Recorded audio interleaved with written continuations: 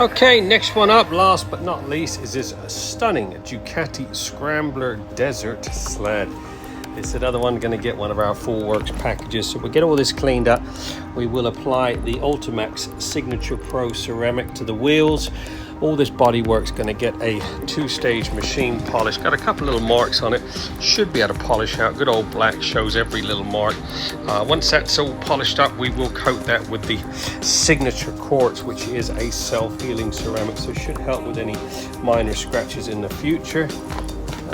Get that collector box under there all polished up. Like I said, all these bikes are all in very good shape. Just need to make sure they're properly protected for the years ahead. Never seen exhaust this clean on one of these. It's kept it very nice. Anyways, let's get cracking. There you go, last one of the day done. Ducati Scrambler Desert Sled. Oh my god, look at this.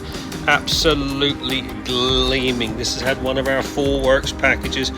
Full wash, degreased, decontaminated. All the chains been serviced. Everything had been blow dried, making sure to remove any moisture from any switch gear. All the motor has been misted with the XCP clear coat just to make sure it's got a lot of protection for the months ahead.